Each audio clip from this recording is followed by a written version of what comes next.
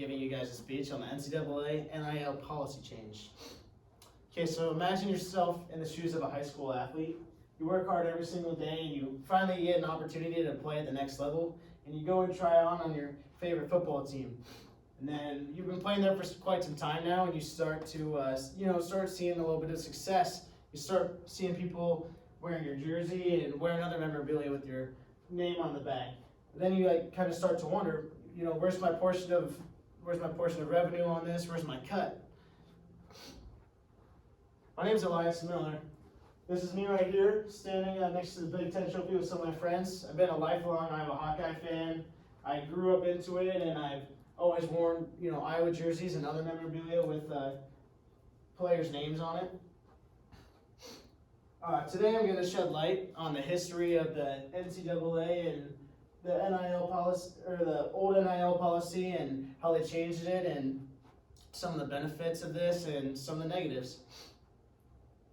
Looking back in the past, players receiving any money for endorsements or of their names, image, or likeness has been completely frowned upon.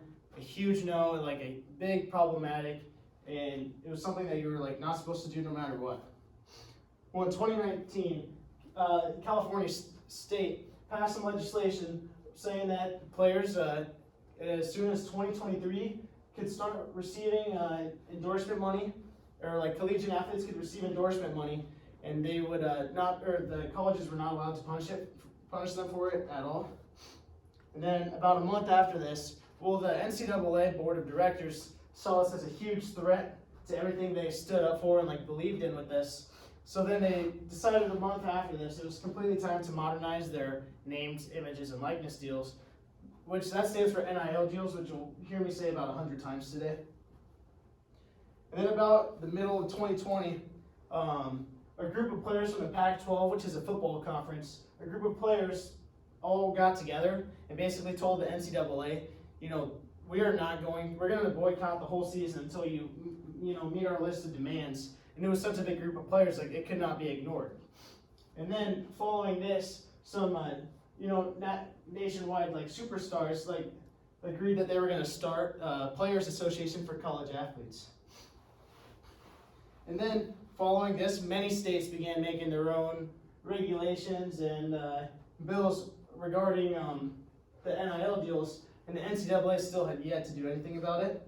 And then finally, on July 1st of 2021, the long, hard battle came to an end, and they said that the policy changed, saying that now players could receive endorsement money or names or money off of their names, image, or likeness. So then, literally, only minutes after midnight of that night, players were signing deals already.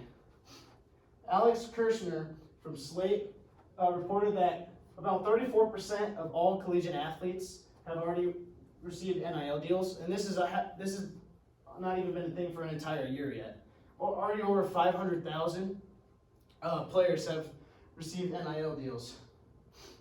Now you know about the history of it, we'll go into some of the positives.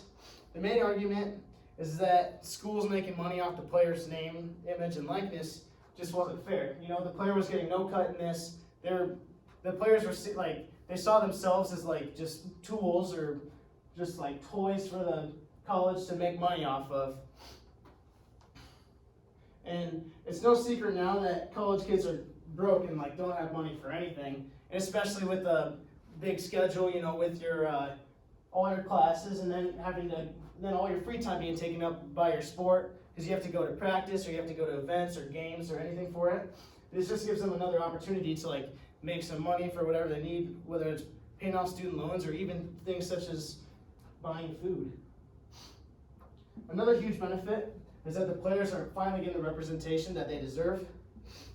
Athletes have felt poorly represented for a long time in the NCAA. Then after the group of players from the Pac-12 football conference threatened to boycott, they made the National College Players Association. So now the players they actually have a real say in major decisions in the NCAA. Although many supported the change, there was also many opposing it.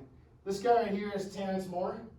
He's a writer and sports analyst for Forbes. He claimed that the NCAA, like this entire decision, he said was completely like forced upon them. Like they would not have done this if it wasn't like, you know, if they weren't heavily pressured into it by outside forces. So he said they like kind of ruined the integrity of the NCAA. Like they didn't get to make their own decisions and like to decide what was the best for them. And then Stacey Nichols, she is a sports writer for Sportscasting. She argues that that basically the NCAA allowing this was a complete disaster. She said that players, it would just open even more like loopholes in the back alleys that players can like cheat, or more opportunities to, you know, receive money that they shouldn't be receiving.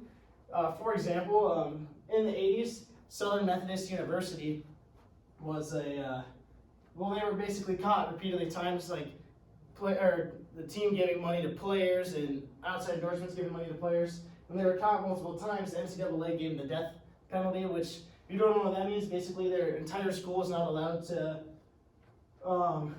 compete in any sporting events for a whole year. And then another huge benefit, or I mean another huge negative to this, is I think it completely ruins the integrity of the league. I mean, if you like look at high school teams and well, college teams back up until about a year ago, I mean they played for each other. They played for their team, you know. They played for their school with like pride.